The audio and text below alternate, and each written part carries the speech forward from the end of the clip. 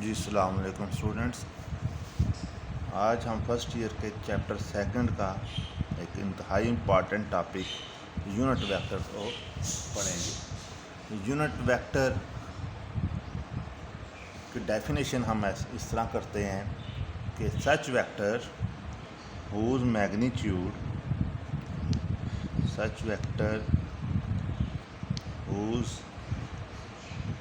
Magnitude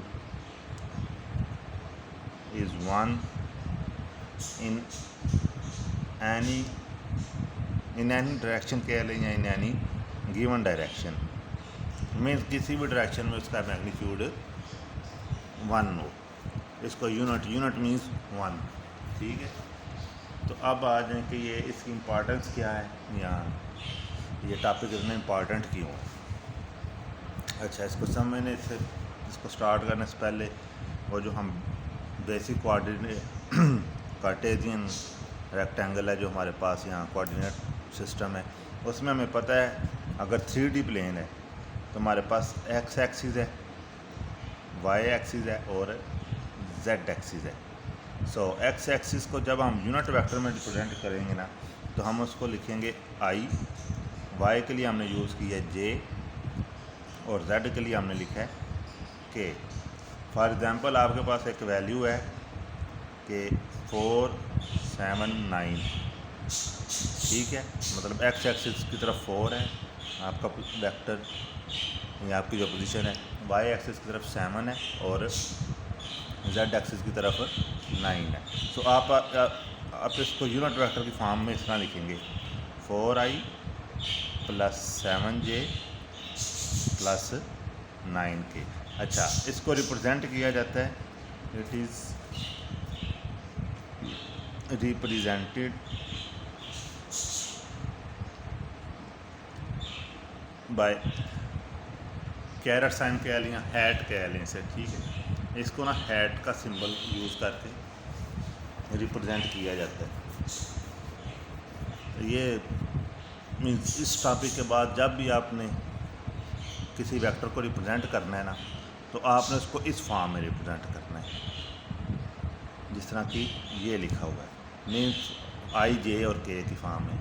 तो वो जब आपने आई जे के की फॉर्म में लिखा होगा तो खुद ही समझ आ जाएगा कि आई फॉर एक्स एक्सिस की डायरेक्शन है, जे फॉर वाई एक्सिस और के फॉर जेड एक्सिस की डायरेक्शन है।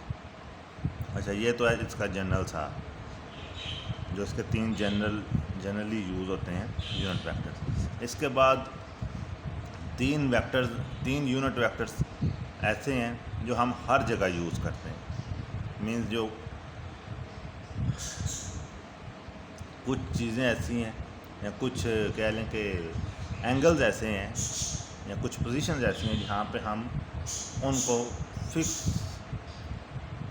यूनिट वेक्टर्स के साथ रिप्रेजेंट करते हैं। फॉर एग्ज़ाम्पल एक यूनिट वेक्टर है आर, ये जो आर है ना इसको हम यूनिवर्सल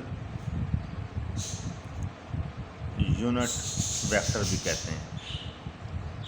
दैट्स मीन्स जब आपके पास कोई भी चीज़ नहीं है ना, आपको डायरेक्शन पता ही नहीं है, लाइक आप स्पेस में और आपके पास रेफरेंस पॉइंट ही नहीं है, तो वहाँ पे आप आर यूज़ करेंगे। ठीक है, ये इतना ज़्यादा आपके कोर्स में ये यूज़ नहीं होगा, ये एक्चुअली जब आप सेकंड ईयर में जाएंगे वहाँ पे ये ज़्यादा यूज़ होगा, लेकिन जस्ट जनरल याद रख लें कि R unit vector is use for general direction. जब आपको कंफर्म नहीं है या जब आपको पता है और आप फिर भी उसको आई जे के की फॉर्म में नहीं लिख सकते तो आप उसको आर की फॉर्म में लिख लेंगे।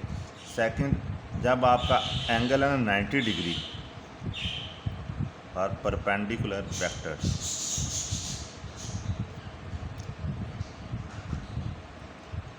जब आपका एंगल है ना 90 डिग्री तो वहाँ पे आपने जो यूनिट वेक्टर यूज़ करना है ना वो आपके पास एन है। ठीक है, एक आपके पास आर है, ये यूनिवर्सल जनरल वेक्टर है। ठीक है, दूसरा आपके पास एन है। वैसे एक्स वाई जेड के लिए आई जे और के है। ठीक है, और उनके अलावा ये दो आर और एन ये जनरली यूज़ किए जाते हैं।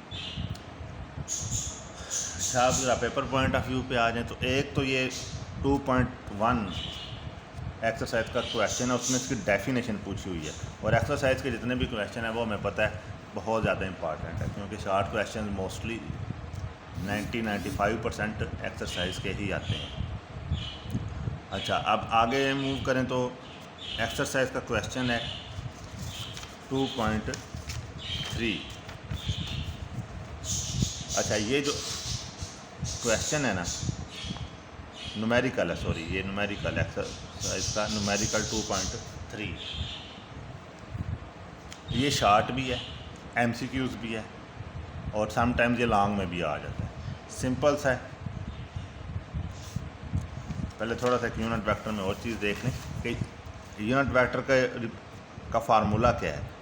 यूनिट वेक्टर इस तरह लिख के vector divide by its magnitude, ठीक है। ये यूनिट वेक्टर का सिंबल है, ये वेक्टर का सिंबल है और ये उसके मैग्नीट्यूड का सिंबल है।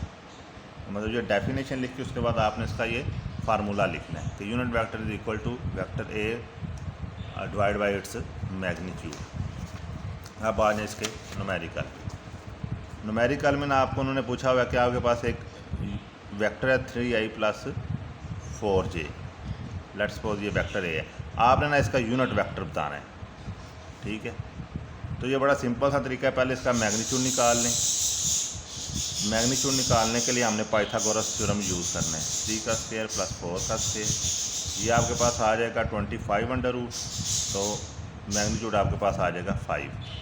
सो यूनिट वेक्टर का फार्मूला यूज़ करते हुए ये हमारे पास यूनिट वेक्टर का फार्मूला है। सो इसको हम 3i + 4j डिवाइड बाय 5, ये आपके पास आंसर है। ये इतना सा न्यूमेरिकल है लेकिन ये बहुत ज़्यादा इंपॉर्टेंट है, ठीक है जी।